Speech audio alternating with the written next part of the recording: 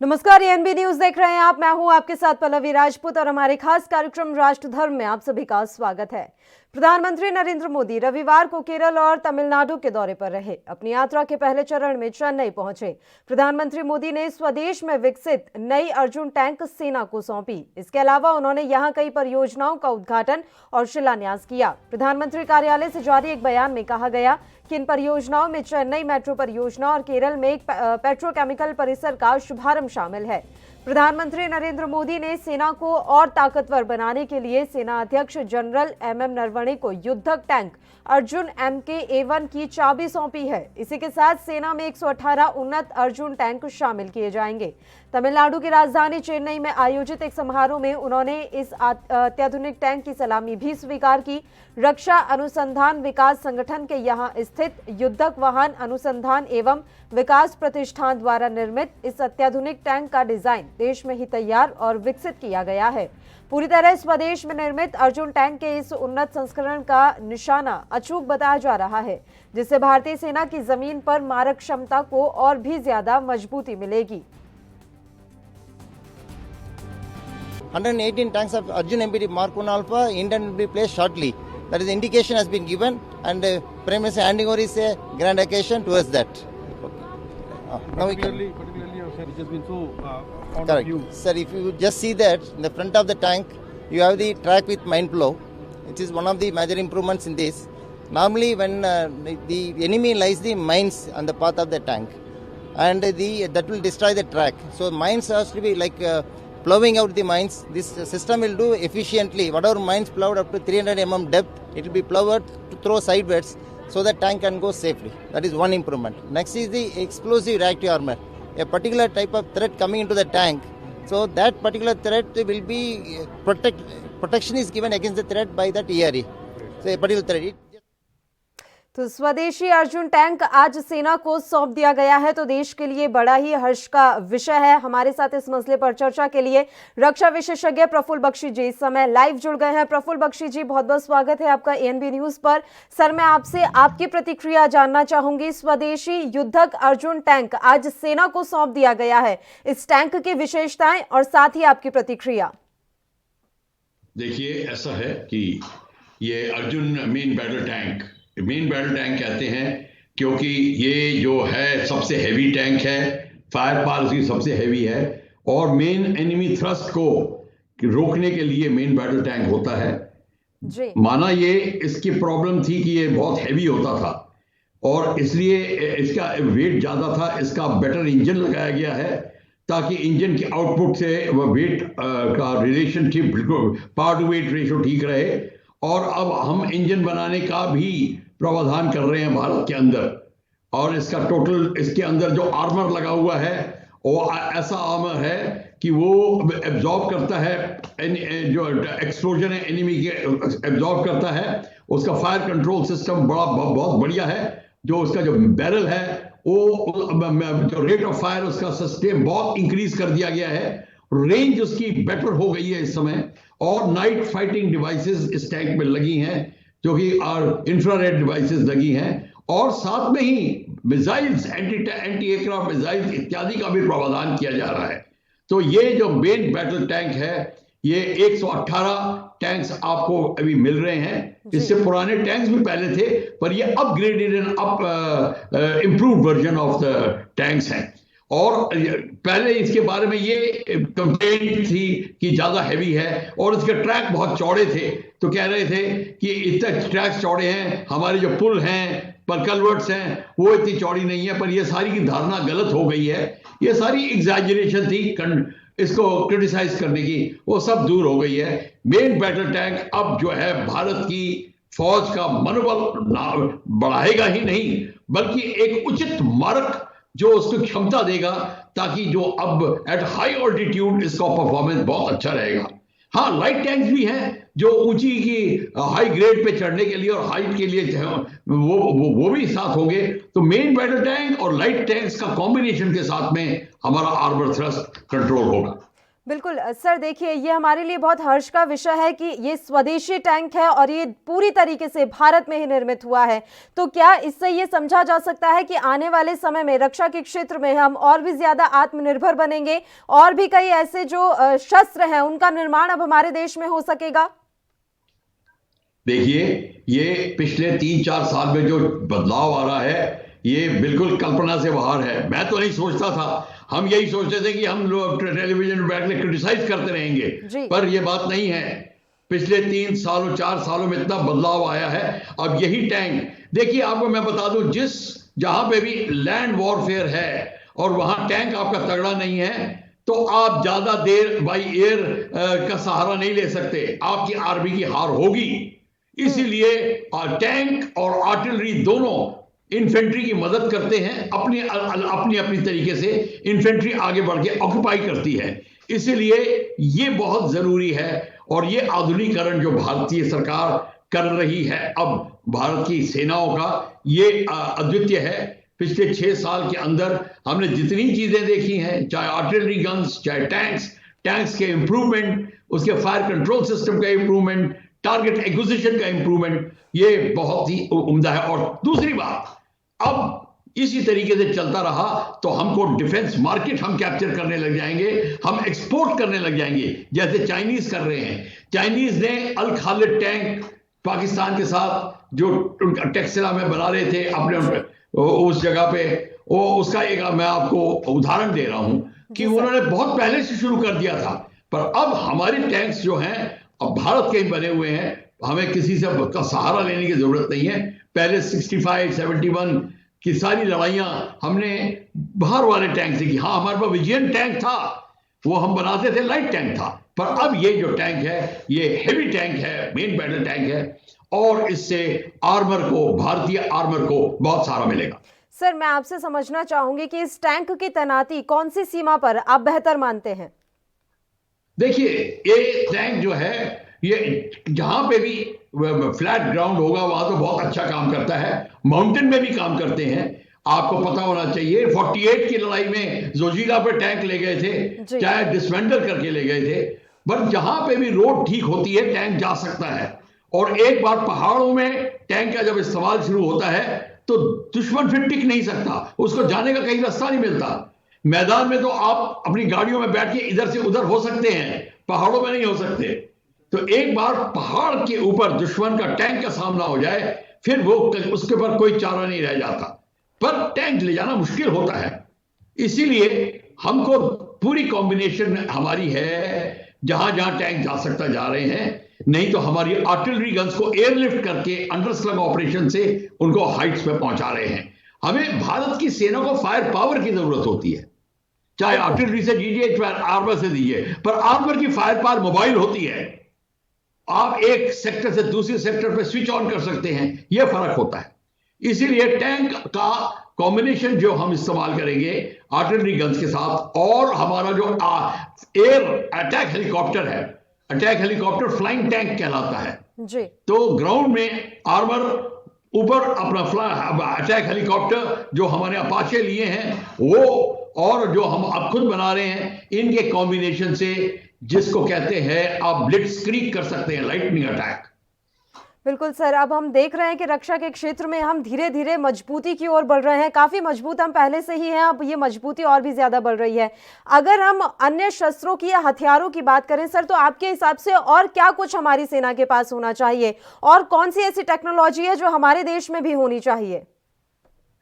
देखिए, सबसे पहले है, मैं आपको बता दूं कि हमारा टैंक ग्रेड मेटल, जो मेटल होता है टैंक ग्रेड मेटल, हमारे पास और भी एडवांस होना चाहिए। है, बना रहे हैं, पर हमको और चाहिए। पर उससे बढ़िया, उससे जो मोर इंपॉर्टेंट है इसका इंजन जी। हमारे को इंजन टेक्नोलॉजी में बहुत अभी आगे चलना है। हाँ, हमने उसकी काफी प्रोग्रेस शुरू कर दी है, पर हमारे को अपना इंजन डिजाइन करके बनाना होगा, ये बड़ी जरूरी चीज है। फिर हमारे पास अभी हम बनाना शुरू कर दिया है fire control system, night vision devices, ये सारी कर दी शुरू, पर हमको उसको एक ज्यादा तादाद में अब शुरू करना है और इसकी नींव पड़ चुकी है। मैं आपको घड़ी घड़ी इसलिए बताने की कोशिश कर रहा हूं, पिछले 70 साल में हम पीछे रह गए थे। बिल्कुल। अब हमने जो आगे बढ़ना शुरू किया है, हमको अब इस सिस्टम को 5-6 साल देने पड़ेंगे अच्छा रिजल्ट देखने के लिए। यही वार्तालाप अगर हम आपसे साथ में 2027 में या 26 में 27 में करेंगे, तब आप देखेंगे कि हमारी भाषा और होगी। आप जब एक्सपोर्ट करने लग जाएंगे, फिर आप देखेंगे कितना फर्क पड़ेगा। पर इसके लिए हमारे को जो टेक्निकल एक्सपर्ट और टेक्नोलॉजी है भारत की, उसको ध्यान देना पड़ेगा। हमारे लोग बाहर जाके काम बहुत अच्छा करते हैं, पर इंडिया में नहीं हो रहा, क्योंकि उनको मौका नहीं था। प्राइवेट एंटरप्रेन्योर्स को लगाना पड़ेगा। ये प्राइवेट इंडस्ट्री का काम है, सिर्फ गवर्नमेंट से नहीं बनता। सारी दुनिया, जर्मनी, फ्रांस, इंग्लैंड, सारे इटली, जितनी कंट्रीज हैं, स्वीडन, ये सब प्राइवेट इंडस्ट्रीज हैं। इसलिए प्राइवेट इंडस्ट्री को लाना बहुत जरूरी है, और प्राइवेट इंडस्ट्री के साथ R&D, रिसर्च एंड डेवलपमेंट जी। अब इसका जो इसी टैंक का अब R&D के साथ में अब आप देखेंगे जितना हम पैसा खर्च करेंगे, आपको तुरंत आपको अच्छे से अच्छा इंजन मिलेगा। इंजन जो हाई ऑल्टीट्यूड में बहुत अच्छा काम करेगा, उसकी जरूरत है हमें। एक्सट्रीम कोल्ड वेदर में बहुत अच्छा काम करेगा, उसकी जरूरत है। बिल्कुल सर, जैसा कि आपने जानकारी दी कि प्राइवेट जो सेक्टर्स हैं उनकी तो ज़रूरत है ही, लेकिन जो बजट पारित किया जाता है, अब तक आपने भी तमाम बजट देखे होंगे, रक्षा के क्षेत्र के लिए जितने बजट पास किए जाते हैं, क्या वो इनफ है या इस बजट को भी बढ़ाने की ज़रूरत है? बहुत ज़रूरत है जी। आपका बजट अभी 1.9% ऑफ द GDP भी नहीं है। आपका बजट मिनिमम 3.5 से 4% होना चाहिए ऑफ GDP। ये बीच के आंकड़ों में ये कंफ्यूज करने की बात जरूरत नहीं है। टोटल GDP का 4% फौज में जाना, डिफेंस के लिए जाना चाहिए। और उसमें अगर आप पेंशन की बात करते हैं, ये बात करते हैं, भारतीय सरकार को ये प्रावधान लगाना पड़ेगा, आप उसको अलग किसी सेक्टर में डालिए। प्योर डिफेंस के लिए, जिसके लिए R&D और डेवलपमेंट के लिए 4% मिनिमम GDP होना चाहिए। बिल्कुल, बजट को बढ़ाने की काफी ज्यादा यहाँ पर जरूरत है। सर, आप लगातार हमारे साथ ऐसे ही बने रहिए, चर्चा आपके साथ जारी रहेगी। बुलेटिन में एक छोटे से ब्रेक के लिए हम यहाँ रुक लेते हैं, फौरन हाजिर होंगे।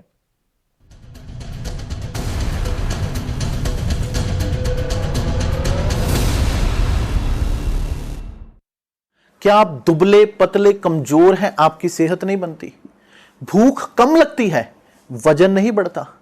दरअसल मेन बात खाना पीना खाना नहीं है, मेन बात है खाया पिया लगना।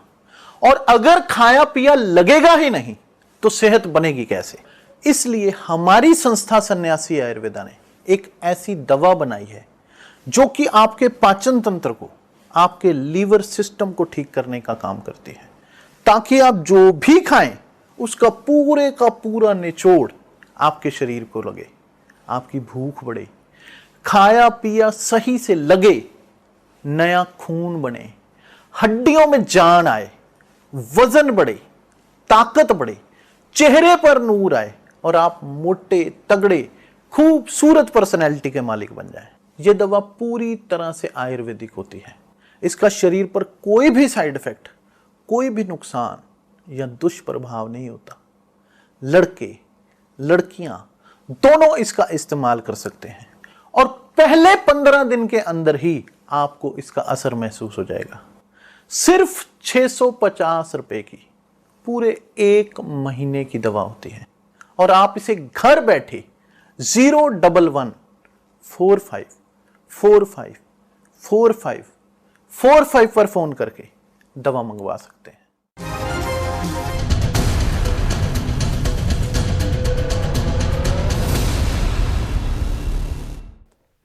ब्रेक के बाद एक बार फिर से आप सभी का स्वागत है और आपको हम ये भी जानकारी देना चाहते हैं कि जम्मू कश्मीर में पुलवामा हमले की दूसरी बरसी पर ऐसे ही हमले के आतंकियों की साजिश को आज सुरक्षा बलों ने नाकाम कर दिया है। सुरक्षा बलों ने यहां जम्मू में एक बस स्टैंड के पास रविवार को 7 किलोग्राम विस्फोटक बरामद किया। इतनी बड़ी मात्रा में विस्फोटक के पीछे आतंकियों की कोई बड़ी साजिश का अंदाजा मिला है। सुरक्षा बलों से जुड़े सूत्रों ने बताया है कि जम्मू बस अड्डे से 7 किलोग्राम विस्फोटक सामग्री के साथ एक संदिग्ध आतंकी को भी गिरफ्तार किया किया गया है, जो कि चंडीगढ़ का छात्र है, जो इस विस्फोटक मटेरियल को लेकर बस स्टैंड पहुंचा था। ये बड़ी जानकारी हम आप तक पहुंचा रहे हैं। इसके अलावा ये भी जानकारी मिली है कि पुलिस ने उसे गिरफ्तार कर लिया है और उसके साथ पूछताछ भी शुरू कर दी है। जो संदिग्ध आतंकवादी गिरफ्तार किया गया है वो चंडीगढ़ में पढ़ता है और एक नर्सिंग का छात्र है जिसका नाम सुहेल है। जम्मू पुलिस के आईजी ने कहा कि जांच के दौरान हमने चंडीगढ़ में पढ़ने वाले एक नर्सिंग छात्र सुहेल को हिरासत में लिया और उसके कब्जे से यह आईईडी बरामद किया गया है। अलग अलग इलाकों में यह आईईडी प्लांट करके जम्मू को दहलाने की साजिश थी। प्रफुल्ल बख्शी जी लगातार लाइव हमारे साथ जुड़े हुए हैं, सीधा उन्हीं का रुख कर लेते हैं। प्रफुल्ल बख्शी जी, ये बड़ी गर्व की बात थी कि अर्जुन टैंक हमारे देश को मिल गया, लेकिन दूसरी ओर हम देख रहे हैं कि आज पुलवामा की बरसी पर एक बार फिर से जम्मू को दहलाने की साजिश थी। एक हमारे ही देश के छात्र इतना बड़ा साजिश रच रहा था, हालांकि पाकिस्तान के इशारों पर ही वो काम कर रहा था। लेकिन मैं एक बात समझना चाहती हूँ सर, किस तरह की मानसिकता हो जाती है इन लोगों में? क्या इन्हें ट्रेनिंग दी जाती है? क्या इनके दिमाग में भरा जाता है? आप इतने साल सेना में रहे हैं, आप करीबी से इन चीजों को समझते हैं, आखिर किस तरह की ट्रेनिंग इन युवाओं को दी जाती है?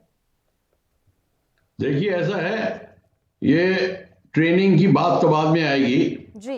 ये सारा का प्रॉब्लम है रिलीजियस डिवाइड का। जी। रिलीजन एक ऐसी चीज है जो सबसे ज्यादा हेट्रेड फैलाती है अगर उसको रेडिकलाइज किया जाए। सारे रिलीजन बहुत अच्छे हैं, इस्लाम बहुत अच्छा है, पर जब रेडिकल एलिमेंट्स आ जाते हैं तो इतना जहर फैलता है कि वो ऐसे काम करते हैं, वो अपने देश को नहीं परवाह करते। मैं तो कह रहा हूं, ऐसे लोग तो अपने माँ बाप की परवाह नहीं करते, अपने खून की परवाह नहीं करते।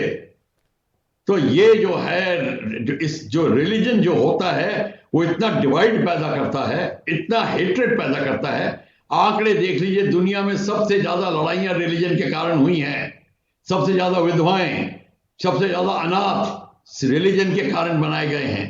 तो आप रिलीजन जब आता है तो ऐसी चीज होती है। हमारी सोसाइटी में इसको बहुत अहम महत्वता दी गई है, इसको बहुत महत्व मानते हैं। जब तक आप बच्चे के माइंड से रिलीजन को नहीं हटाएंगे और उसको फिर रिलीजियस टीचिंग्स में ढालना बड़ा आसान हो जाता है। फिर ये मुल्ले पंडित और जो भी रिलीजियस लीडर्स होते हैं वो उसको किसी तरीके से ढाल सकते हैं और उससे कुछ भी काम करा सकते हैं। बिल्कुल। तो इसीलिए सबसे बड़ी प्रॉब्लम हमारी है रिलीजन की, रिलीजन के डिवाइड की। हिंदुस्तान पाकिस्तान रिलीजन के कारण बना, कश्मीर का प्रॉब्लम रिलीजन है, सारा रिलीजन होता है। इसीलिए अब हमको सबसे ज्यादा चौकस जो है, ऐसे लोगों को पहले निकालने के लिए इंटेलिजेंस और तगड़ी होनी पड़ेगी। जितने स्लीपर सेल्स हैं उनको और निकालना पड़ेगा। जैसे चाणक्य ने जहर के पौधे को निकाल के उसमें मट्ठा डाला था, हमें वो कार्यक्रम करना होगा। जब तक वो नहीं करेंगे आप बैठे रहेंगे और वही होता रहेगा। और सब जब तक आप, जो मैंने आपको बोला रिलीजन के नाम का, वो जब तक मीडिया इसको कहेगा नहीं, हमारे डर के कोई नहीं बोलता इसको। रिलीजन सबसे ज्यादा हानिकारक है और हमारे देश में भी यही सबसे ज्यादा हानि फैला रहा है। दुनिया भर की टेररिज्म इसके कारण है। तो हमको अब यह समझ जाना चाहिए कि अगर ये यूथ है, यूथ तो बेचारा बच्चा है, उसको मैच्योरिटी नहीं आई है। जो उसको फैला रहा है, जिससे ब्रेन वॉश किया है, जो ट्रेनिंग कर रहा है, उनको निकालना पड़ेगा और उनको सबक सिखाना पड़ेगा कि आप ऐसी हरकत नहीं कर सकते देश के खिलाफ, और कानूनी कार्रवाई तगड़ी होनी चाहिए। एंटी नेशनल एक्टिविटी के लिए सजा होनी चाहिए। टाटा, पहले हमारे पास एंटी टेररिज्म एक था, और टाटा रूल वो क्या हुआ, उसको वापस लाइए। तो ये सारी की सारी चीजें बहुत जरूरी हैं। जब तक हम नहीं करेंगे तो हम लिप सर्विस देते रहेंगे। मतलब ये है, इसके लिए जो जिसको कहते हैं ना कि मुंह दिखाई है और कुछ नहीं है, आप हाँ में हाँ मिलाते रहें और होता रहेगा। कब कितने सालों से चल रहा हो, ये भी अभी यहां पे भी होगा। तो जो आपने क्वेश्चन पूछा, सबसे ज्यादा जो टेररिज्म है यूथ को ये जो है, लड़के को कुछ पता नहीं होता, धर्म के नाम पे कुछ बता दो, सब कुछ करने को तैयार है। लेकिन ये चीज कैसे सुधरेगी सर? आपने एक बहुत अच्छा सुझाव दिया है, लेकिन हम जो अपने आसपास होता हुआ देख रहे हैं, यहाँ तो चुनाव भी धर्म के आधार पर लड़े जाते हैं, उम्मीदवारों के जो वोट बैंक होते हैं वो भी धर्म के आधार पर ही बटे होते हैं, हम तो वोट भी धर्म के आधार पर मांगते हैं। सब चीजें जब धर्म के आधार पर इस देश में चल रही हैं तो कैसे स्थितियां बदलेंगी? सबसे पहले कॉन्स्टिट्यूशन को मेस में लाना पड़ेगा जी, कि धर्म को बिल्कुल निकालना है। जो धर्म की आड़ में ऐसे काम करेगा उसको बिल्कुल सख्त से सख्त सजा कार्रवाई होगी। तो धर्म, किसी भी धर्म को आप मत मानिए, रिलीजन के नाम पे कोई भी चीज नहीं होने दीजिए। रिलीजियस डिस्प्ले ओपन बंद करवा दीजिए। हाँ, जो घर में करना चाहे करे, उछल कूद मचाए करे अपने घर में, पर उसका बाहर नहीं होना चाहिए, बाहर प्रदर्शन नहीं होना चाहिए। कोई भी रिलीजन, सबको बंद करना पड़ेगा। सबसे बड़ा रिलीजन हिंदुइज्म है, उसको भी बंद करना पड़ेगा। उसके बाद इस्लाम आता है, सेकंड बिगेस्ट रिलीजन, उसको बंद करना पड़ेगा। फिर क्रिश्चियनिटी। सब अपने अपने घर में बैठे और वो कार्यक्रम करें। वो कोई रिलीजन, कोई पॉलिटिकल पार्टी रिलीजन के नाम पे बनती है, उसको बैन करना पड़ेगा। ये रूल्स बनने चाहिए, इसको कॉन्स्टिट्यूशन में लिखना चाहिए, तब बात बनेगी। नहीं तो आप और मैं इसी तरीके से बात करते रहेंगे, क्योंकि इसमें सबसे ज्यादा आपको पता होना चाहिए, ऐसे करने से पॉलिटिकल पार्टी बड़ी तगड़ी बनती हैं, वोट मिलते हैं। बिल्कुल। अगर आपको किसी जगह पे वोट चाहिए, पहले आप अपने रिलीजन वालों को एक टाइम कर दीजिए, सारे वोट आपके हो जाएंगे। ये बड़ा आसान तरीका है। तो आपको वोट लेना है तो आप रिलीजन डिवाइड करिए, और जहां पे एक ही रिलीजन होता है वहां पे फिर उसके राजपूत, जाट, शिया, सुन्नी, ऐसी चीजें आनी शुरू हो जाती हैं। प्रोटेस्टेंट, रोमन कैथोलिक, ये सबसे बड़ी लड़ाई दुनिया यूरोप में हुई है तो प्रोटेस्टेंट और रोमन कैथोलिक्स की हुई है। सबसे ज्यादा खून खराबा हुआ है रिलीजन के नाम पर। तो मैं आपको ये बताने की कोशिश कर रहा हूं, मेरा सब्जेक्ट ये जो कह रहा हूं बड़ा डिफिकल्ट साउंड करता है, बड़ा कड़वा साउंड करता है, पर है सच्चाई यही। बिल्कुल सर, मेरा आखिरी सवाल है, मैं पूरा प्रोसेस ये आपसे समझना चाहती हूँ। एक बच्चा जो चंडीगढ़ में पढ़ रहा है, वो जम्मू पहुंचता है, उसके पास 7 किलोग्राम आईईडी होता है जो बस स्टैंड पर रखता है। यहाँ से लेकर वहां तक का उसने सफर तय किया और बीच में किसी को पता नहीं चला कि उसके पास इतनी भारी मात्रा में विस्फोटक है। इसके अलावा पूरी योजना थी, उसे अलग अलग जगह उसे प्लांट करना था, श्रीनगर की फ्लाइट लेनी थी। तमाम ये योजनाएं जो बनती हैं, कहीं ना कहीं यहाँ से पूरा सपोर्ट उन्हें मिलता है, ये साफ तौर पर दिख रहा है। बिल्कुल सर, सपोर्ट मिल रहा है, ये हमारा इंटेलिजेंस का काम है जी। 7 किलो उठाना कोई मुश्किल बात नहीं है, एक डंबल 7 किलो का होता है, तो 7 किलो तो उठाना तो कोई प्रॉब्लम नहीं है। वो 7 किलो को कहां से लाया, किसने सप्लाई किया, बॉर्डर से कैसे क्रॉस हुआ, ये इंटेलिजेंस का जवाबदारी है। देखिए ऐसा है, इंटेलिजेंस को अभी भी इंप्रूव करना पड़ेगा। आप सोचते हो कि जब बैठे बैठाए सब कुछ हो जाएगा, ये हलवा है, ये नहीं, ये है आपको सबसे ज्यादा इसके ऊपर कार्रवाई करनी पड़ेगी, आपकी प्रणालियां बदलनी पड़ेंगी, तरीके बदलने पड़ेंगे। पर आपको, और सेकेंडली जितनी इंटेलिजेंस एजेंसीज हैं उनको एक कमांड एंड कंट्रोल में लाना पड़ेगा। ये सब अलग अलग एजेंसियां बनी हुई हैं, अपना अपना काम कर रही हैं, क्योंकि सबको अपने अपने डायरेक्टर जनरल बनाने हैं, सबने प्रमोशन लेनी है, तभी ये वितरण हो रहा है। एक कमांड एंड कंट्रोल एक होना चाहिए। और मेरे ख्याल से सारा इंटरनल सिक्योरिटी और external security ministry of defence के अंदर आनी चाहिए, सारी paramilitary forces ministry of defence के अंदर होनी चाहिए, इकट्ठे काम करना चाहिए सबको। ये सब पुरानी बातें भूल जाइए, ये रशियन मॉडल से बनाया है हमने, ये सब 50s की बात, 60s की बात खत्म हो जानी चाहिए अब तक। बिल्कुल, बदलाव की जरूरत है, प्रक्रिया बदलनी पड़ेगी, नहीं तो हालात ऐसे ही रहेंगे। बहुत बहुत शुक्रिया प्रफुल्ल बख्शी जी, आप हमारे साथ जुड़े तमाम चर्चा के लिए। तो आपको बता दें कि आज बड़ी साजिश का खुलासा किया है जम्मू पुलिस की, हम बात कर रहे हैं। 7 किलोग्राम आईईडी के साथ एक संदिग्ध आतंकी को गिरफ्तार किया है, जिससे पूछताछ चल रही है और पूछताछ में पता लगा है कि वो चंडीगढ़ में नर्सिंग का छात्र था और आईईडी अलग अलग जगह पर प्लांट करने की उसकी योजना थी। हालांकि समय रहते जम्मू पुलिस ने इस नापाक साजिश को नाकाम कर दिया और एक बड़ा यहां पर विस्फोट होने से बचा लिया। इसी के साथ राष्ट्र धर्म में इतना ही, मुझे दीजिए इजाजत। देश प्रदेश के तमाम ताजा और अहम खबरों के लिए आप देखते रहिए ANB न्यूज। नमस्कार।